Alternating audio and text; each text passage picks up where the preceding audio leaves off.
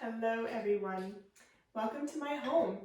This is my kitchen in our house in the mountains, and this is the kitchen that I actually grew up in. And so this is the place where I baked my first loaf of bread and I learned how to cook, and so I'm very excited to be here with you all today.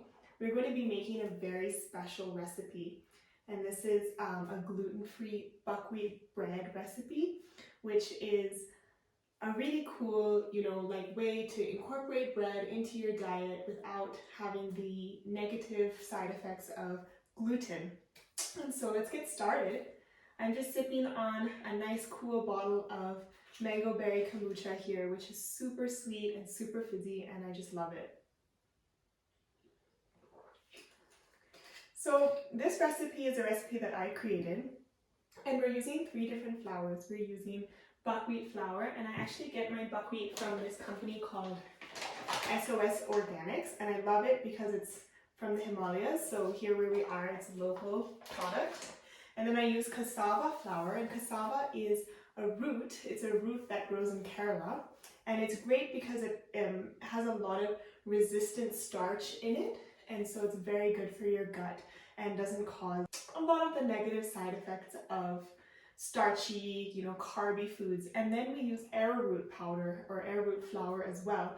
And what arrowroot flour does is it creates a sort of a light, spongy texture in your bread and keeps it from, creating a very heavy gluten-free bread. Like a lot of times when you do see gluten-free breads, it can be very dense, it can be very heavy, but the idea with this recipe is to keep it very light. So we have equal quantities of each of these flours. So it's 3/4 cup of arrowroot flour, 3/4 cup of cassava flour, and 3/4 cup of buckwheat flour. Fun fact is that I've actually never cooked this recipe before, so we're going to find out today how good it is. I just came up with it this afternoon. So we've added all of our flours, and the next thing we're going to add is a bit of xanthan gum. And xanthan gum is really important when it comes to gluten-free baking, especially bread making, because in the absence of gluten, xanthan gum kind of holds the bread, the loaf together.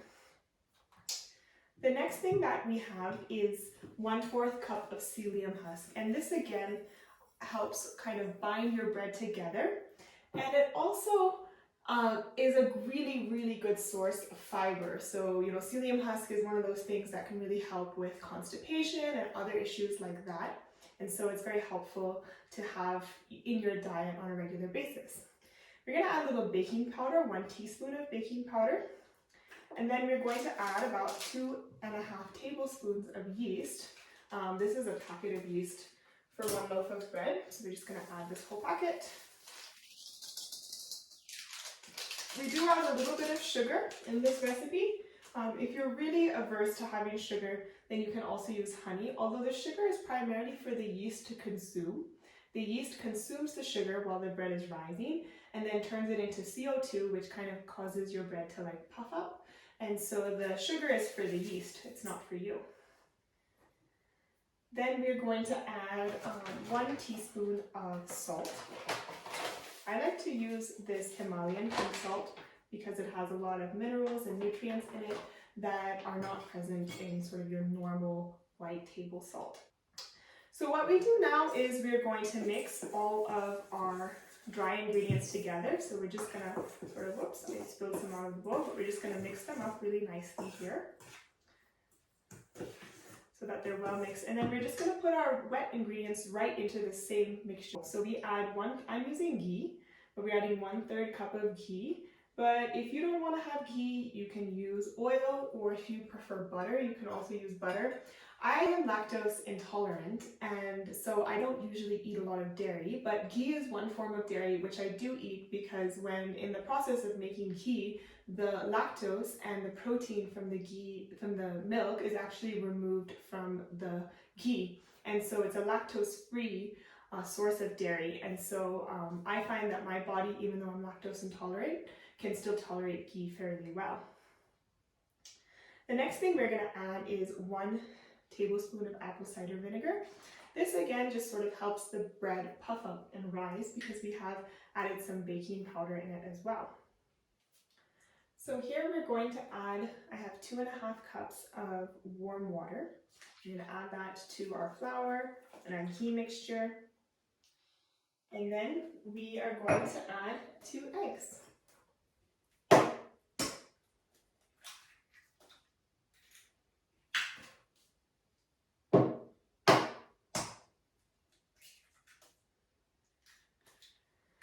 And now we're just going to mix this up until it forms a nice kind of cake-ish like batter.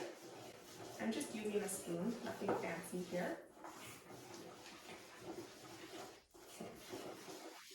Okay, so we've mixed our mixture pretty well, and it's a very like liquid type batter, kind of like a cake mix, and that should be all right. And so now what we're going to do is I have a loaf pan here, and I've added a bit of butter paper and some ghee to line the bottom of the pan.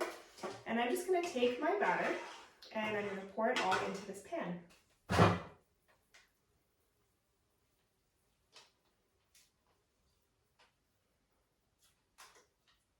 And now what we're going to do is that because this is a yeasted bread, we are going to cover this with a towel and leave it for 30 minutes to rise.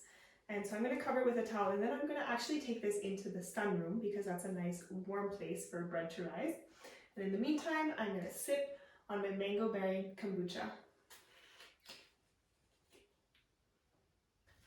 So here we are in the sunroom, and I'm just finding a nice sunny place to leave my bread to rise for the next 30 minutes.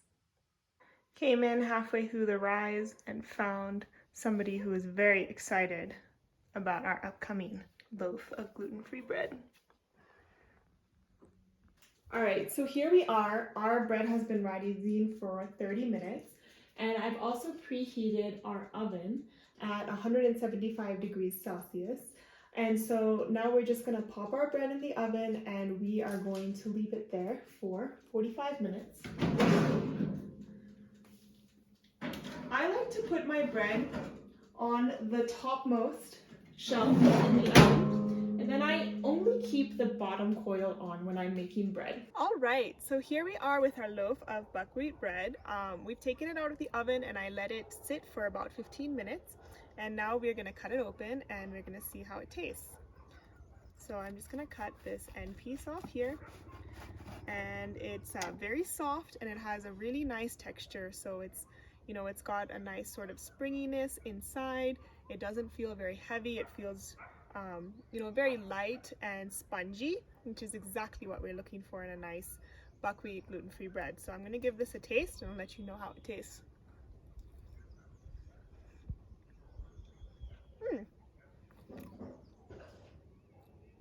This tastes really lovely. It's soft, it's a little bit crispy on the edges, and it has a very nutty kind of taste from the buckwheat, but you also have a bit of creaminess that comes from the ghee and the eggs. So thanks for joining me today, and if you do make this buckwheat bread recipe, I'd love to hear back from you. I'd love to hear how it goes. Have a great day.